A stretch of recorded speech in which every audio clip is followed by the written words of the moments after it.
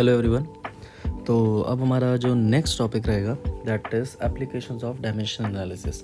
हमने देखा था डायमेंशंस को लिखना, डायमेंशंस को हमने समझा था। अब हमारा जो नेक्स्ट टॉपिक रहेगा that will be dimensional analysis. That means हम डायमेंशंस का इस्तेमाल किस किस चीज़ के लिए करते हैं, जिसमें से हम डायमेंशंस के 3 सबसे इम्पॉर्टेंट एप्लीकेशंस देखेंगे जो कि होते हैं। सबसे पहले हम डायमेंशंस के थ्रू क्या कर सकते हैं, इंटरचेंज ऑफ यूनिट। तो इंटरचेंज होना, इंटरचेंज करना यूनिट्स को, interchange of units. That means किसी एक यूनिट से किसी दूसरी यूनिट में जाना, this is called interchange of units. फिर आप अगर एप्लीकेशंस की बात करेंगे तो इसमें हमारा सेकंड इम्पॉर्टेंट एप्लीकेशन जो आएगा वो आएगा डिराइव फॉर्मूले। दैट मीन्स हम डायमेंशनली किसी भी क्वांटिटी के फॉर्मूले को डिराइव कर सकते हैं। नो डाउट इसके कुछ लिमिटेशंस रहते हैं, बट यस हम मेजरली ऑलमोस्ट जो आपके फॉर्मूले हैं उनको हम डायमेंशनली डिराइव कर सकते हैं। और लास्ट में हमारे पास जो टॉपिक आएगा इसमें दैट इज़ कंसिस्टेंसी। हम कंसिस्टेंसी को चेक करेंगे डायमेंशंस के थ्रू। तो ये आपके 3 इंपॉर्टेंट एप्लीकेशंस आने वाले हैं, जिसमें से आज की क्लास में हम इंटरचेंज ऑफ यूनिट्स को सीखेंगे। दैट मीन्स डायमेंशन के थ्रू हम यूनिट्स को कैसे इंटरचेंज कर सकते हैं। तो इंटरचेंज ऑफ यूनिट्स का सबसे एक बेसिक प्रिंसिपल क्या है कि आप हमेशा क्वांटिटी चाहे जिस भी ये सिस्टम में हो, फॉर एग्जांपल अगर वो CGS में है तो वो ऑब्वियसली बराबर होगी किसके, MKS के। MKS मीन्स जो क्वांटिटी रहती है वो हमेशा बराबर रहती है। एक क्वांटिटी को 2 तरीके से रिप्रेजेंट करा जा सकता है, एक तो उसके मैग्नीट्यूड से, राइट, एक उसके मैग्नीट्यूड से, और एक होता है क्या, उसकी यूनिट। अगर हम देखें तो मैग्नीट्यूड और यूनिट से हम एक क्वांटिटी को कम्प्लीटली एक्सप्लेन कर सकते हैं। फॉर एग्जांपल अगर मैं आपके सामने लिखता हूँ 1 kg, तो आपको पता है ये दूसरे सिस्टम में किसके बराबर होता है, 1000 ग्राम। हम अब इसे ऐसे भी कह सकते हैं, हम 1 kg और 1000 ग्राम जो है वो दोनों मास की ही क्या है, क्वांटिटी है, मास का ही सिस्टम है। मास को ही हम इस तरीके से समझाते हैं, 1 kg भी मास को मेजर करने की यूनिट है, 1000 ग्राम जो है वो भी मास को मेजर करने की यूनिट है। इसी प्रिंसिपल को हम इस्तेमाल करते हैं। फॉर एग्जाम्पल अगर आप यहाँ पर देखेंगे तो ये 1 जो है वो मैग्नीट्यूड है, kg जो है वो एक यूनिट है। ये कौन सा सिस्टम है आपका, SI सिस्टम, स्टैंडर्ड इंटरनेशनल। इसकी बात करें तो 1000 भी आपका क्या है, मैग्नीट्यूड है, बट ग्राम जो है वो आपका क्या है, यूनिट। और ये कौन से सिस्टम में है, CGS में। तो इर्रिस्पेक्टिव ऑफ आपके यूनिट्स, जो ये यूनिट्स हैं, इर्रिस्पेक्टिव ऑफ यूनिट्स, आपको ये याद रखना है कि क्वांटिटी जो है वो हमेशा बराबर रहती है। For example 1 kg is equals to 1000 gram. इसी प्रिंसिपल का अब हम इस्तेमाल करके आगे डायमेंशंस के लिए इंटरचेंज करेंगे डायमेंशंस के थ्रू यूनिट्स को। फॉर एग्जांपल ये जो आपका मैग्नीट्यूड है इसे हम रिप्रेजेंट करेंगे U से, और जो यूनिट है इसको आप जो मैग्नीट्यूड है इसको आप रिप्रेजेंट कर सकते हैं किससे, N से, और जो आपका यूनिट है इसको हम रिप्रेजेंट करेंगे U से। और एक सिंपल सा प्रिंसिपल लगाएंगे होमोजेनिटी का, that N1 U1 equals to N2 U2। ये आपका जो प्रिंसिपल है ये आपको मदद करेगा आपस में डायमेंशन से इक्वेशंस को क्या करने के लिए, डायमेंशंस की मदद से सिस्टम ऑफ यूनिट्स को चेंज करने के लिए। तो N1 U1 equals to N2 U2। अब इसके प्रिंसिपल के हिसाब से हमें कैसे चलना है, where U1 and U2 are basically the units, जो आपकी यूनिट्स हैं। अब हम इसको ऐसे भी रिप्रेजेंट कर सकते हैं, क्या यूनिट जो है वो हमें इंफॉर्मेशन देगी किसकी, क्वांटिटी की। फॉर एग्जांपल आप क्या इसकी डायमेंशन लिख सकते हैं, जैसे कि जब मैंने आपसे बोला 1 kg इक्वल्स टू 1000 ग्राम, तो जब kg लिख दिया तो आप इसको डायमेंशंस के थ्रू भी लिख सकते हैं। अगर मैं आपसे पूछूं ये 1 kg जो है इसकी डायमेंशन क्या होगी, आप कहेंगे मास है, मास की डायमेंशन आप क्या लिखेंगे, m।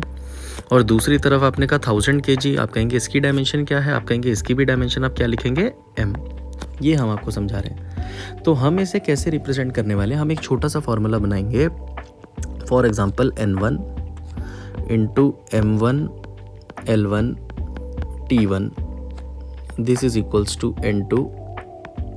M1 की पावर A मान लेते हैं, L1 की पावर B मान लेते हैं, और T1 की पावर कुछ C मान लेते हैं।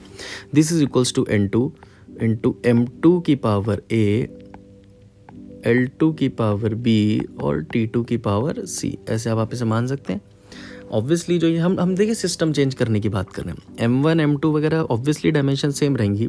तो हम यहाँ से क्या लिख सकते हैं, N2 is equals to N1।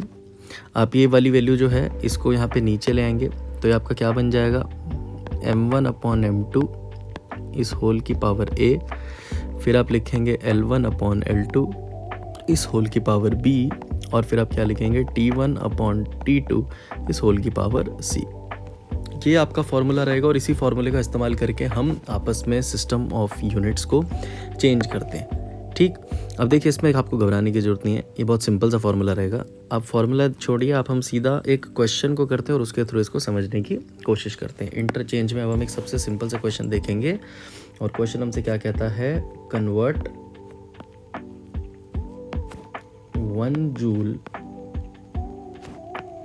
To अर्ग ERG। ERG जो है, अब देखिए कुछ चीज़ें आपको याद रखनी पड़ेंगी। ERG जो है वो आपकी एनर्जी की ही, एनर्जी हो गया या वर्क हो गया, इसकी ही यूनिट होती है कौन से सिस्टम में, CGS सिस्टम में। और जूल तो आपको वैसे ही पता है किसकी यूनिट है, एनर्जी, हीट की, एनर्जी की, वर्क की, सबकी यूनिट जो है वो जूल्स ही रहती है। तो अब जब हम इसे कन्वर्ट करेंगे तो हमें 1 जूल को कन्वर्ट करना है। दैट मीन्स हमें N1 की वैल्यू जो है वो कितनी गिवन है, 1। हमें N2 जो है वो हमें फाइंड करना है। तो इसको मैं क्या लिखूंगा, हमें पता है एनर्जी, वर्क जो जूल है वो आपकी एनर्जी की यूनिट है। एनर्जी मतलब वर्क, और वर्क क्या होता है हमारा F/S। यहाँ से मैं इसकी डायमेंशन लिख सकता हूँ, फोर्सेस MLT-2, और साथ में आप इसके S लिखेंगे तो आपकी जो डायमेंशन है वर्क की वो क्या बनेगी, ML2T-2।